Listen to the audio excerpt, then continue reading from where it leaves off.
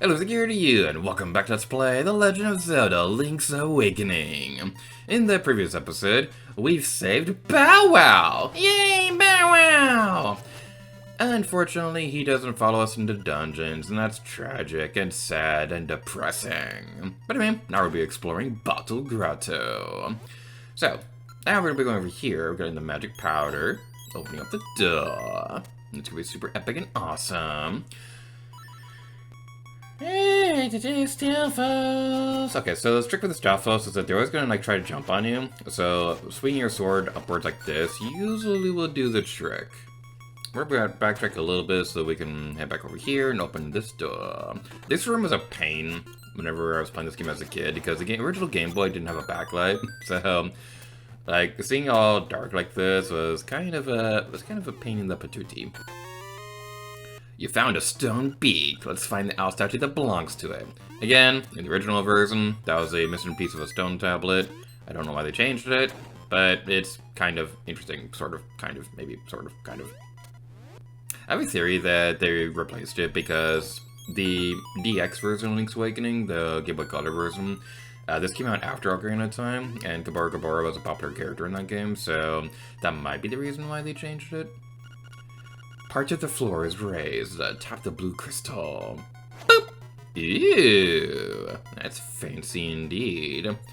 And thank goodness this isn't like A Link to the Past, because in that game, if you're standing on this thing and you hit the crystal, you take damage.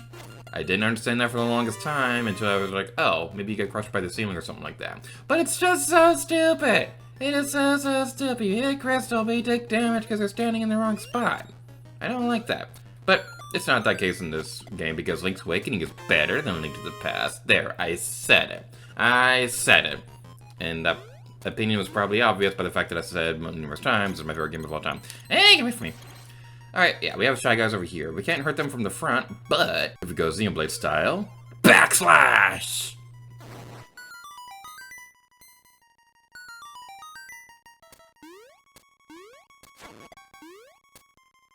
So now we gotta go back over here so we can get that key. We can get the small key and open a locked door. They changed that dialogue in the Link's Awakening remake on Switch, and that just bothers me in that game way more than it should. Like, okay, I don't mind changes in remakes and things like that, but dialogue changes are like my big pet peeve I'm starting to realize. So they did that in Link's Awakening on Switch. And in Sonic and Shadow Generations, they also changed the dialogue in the cutscenes, and it's like, it's bothering me because I know these cutscenes like the back of my hand, but now it's different. Also, yeah, we got the compass. Yay! We have a compass, and it's shiny. I like shiny. So I'm gonna head back over this way. And going over here, we got some of these spinies we gotta deal with again. So the thing I was considering doing with this Let's Play was like doing a counter for every time we pause the game to get the... Oh, wait, that opened before we defeat those guys. Does that? Hold on, I gotta check this. Do we just need to flip them over for that to count? What triggered it before then? Oh, I'm stupid. It's a locked door. It's a locked... I'm so stupid. I am so stupid. Okay, I don't know what I was thinking. Except I do know what I was thinking, but I don't know why I was thinking it. Wow, this looks pretty heavy. You won't be able to lift it with just your bare hands. Get used to seeing that. Yeah, I was stupid. I thought that it was like a regular door, even though it clearly had the keyhole thingy. This owl statue would tell you to put these blocks so closer. I should probably show you, not tell you. But yeah, like...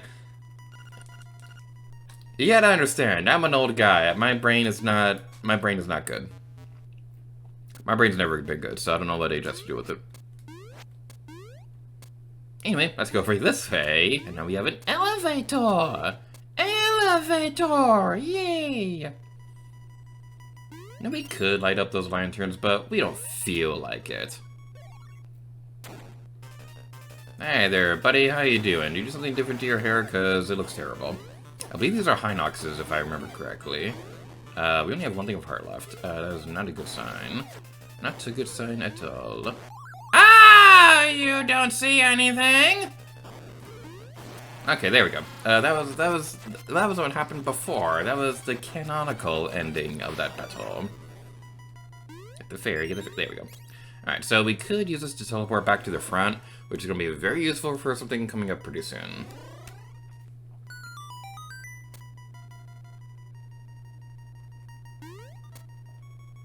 Wow, this looks pretty heavy. You won't be able to lift it with just your bare hands. First, defeat the imprisoned Paul's voice. Last, Stalfos. Remember that order for later. So, I know it bothers a lot of people whenever you bump into something heavy like that and that dialogue pops up. It's never bothered me that much because I just played this game so many times that, like, I know not to touch them. But, yeah, that is something that will appear every now and then. It can be a little bit irritating. You found 20 rubies. Joy! Now we have enough for the shovel! We can be Shovel Knight. Yay! We get booze! I love the booze! They're so cute! I'm going to do some fancy editing magic, because we took a little bit more damage than I wanted to. But anyway, yeah. Okay, yeah. We light up the lantern, and they'll be all scared and run away like little sissy babies. You found the croissant! Power bracelet! At last, you can pick up pots and stones. Yeah!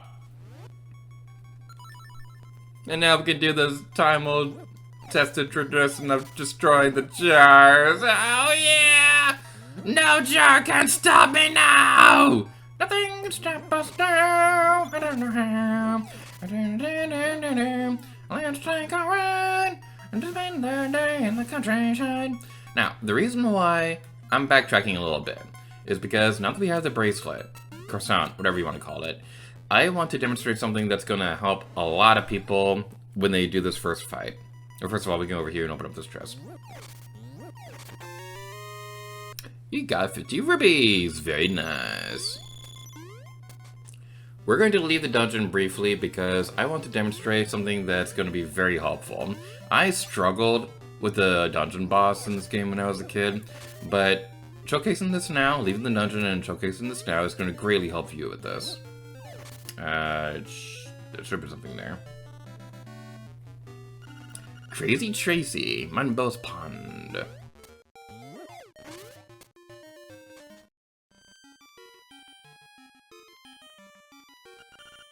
Hi there, big guy. I'm Crazy Tracy. I got a little secret for sale that'll pump you up. Will you give me 28 rubies for my secret? No. Well, I'm only offering you a secret that will make you strong. You're such a chicken. So Crazy Tracy will either sell it to you for 28 rupees or 42. It's random every time that you come into this place. Alright, come here and I'll rub it on you. There, I've applied my own secret medicine. It will take effect when you lose all hearts. Drop by again, big guy. Here's some bonus treatment. Behold, your hearts are full. Yep, now that we have the power bracelet, we'll be able to visit Crazy Tracy whenever we want. And I gotta say, she's so adorable! She is so cute! I love the super big ribbon, and she's super adorable, and she's super cute. But a bit of a fun fact about her. This game was only ever released in Japan. But in Captain Rainbow on the Wii, Crazy Tracy makes a cameo appearance. The whole big thing with that game was that there's a bunch of Nintendo characters who were forgotten, living on an island, or trying to make their dreams come true and crap like that. So Crazy Tracy appears in the game. And she, I'll just have a picture on screen of what she looks like in that game. She kind of kidnaps people. She kidnaps guys and stuff. So, yeah.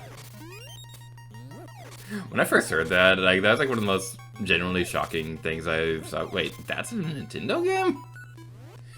It's a pretty amusing little trivia fact. Yeah, a small key, you can open a locked door. This hallway right here, we're going to demonstrate this a little bit later, but there's a glitch in this game, and because of that glitch, I've seen that hallway so many times. It's pretty amusing.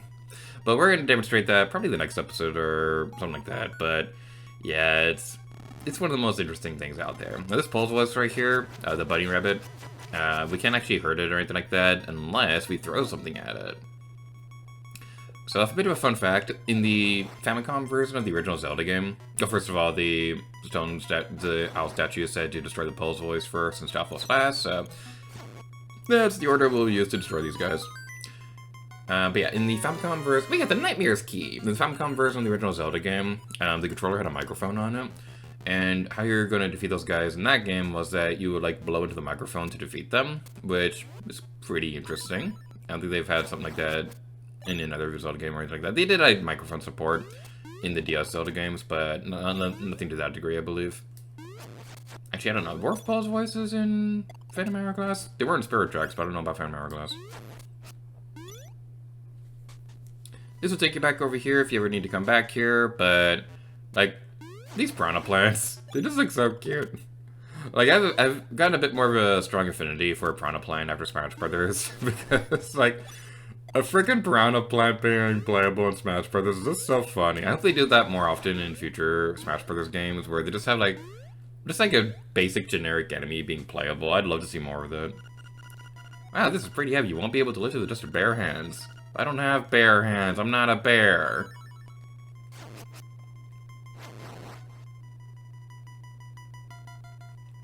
So, that joke I said about the power bracelet calling it a croissant, I know for a fact I'm not the only person who thinks this, because in Undertale, there's I believe in the Spider Dance area, they have this bakery tray where they have something that looks like a bracelet, and they have something that looks like a croissant, and they call it a bracelet in that game. I'm not the only one who thinks this.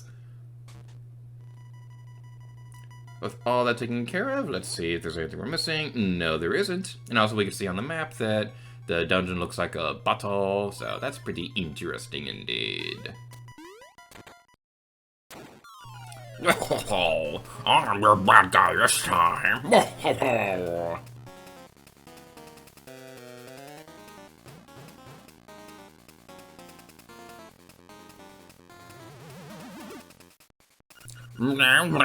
You can't hurt me as long as I have my bottle.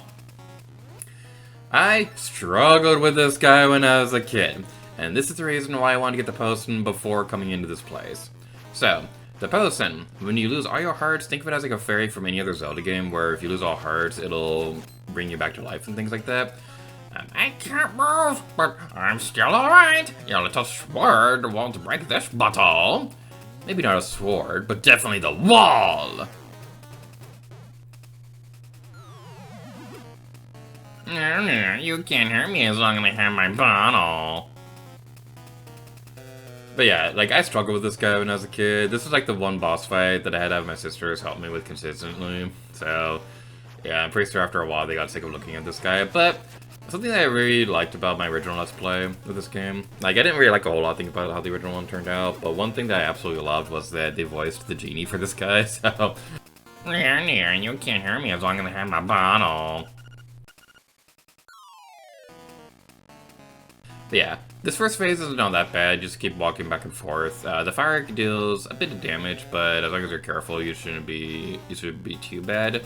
Your shield is useless against the fire though, so like, don't even bother trying that. You broke my bottle. What, you make me hopping mad. At this point, we don't need the croissant anymore, so we're just gonna use the feather. Just keep going around, don't let him catch you, just keep jumping. Yeah, this part right here I struggled with because like, I just could not wrap my head around him throwing the fire at you at this phase. But if you have the potion, you should be okay. Yay, we got the required heart container that ruins a 3-hour run!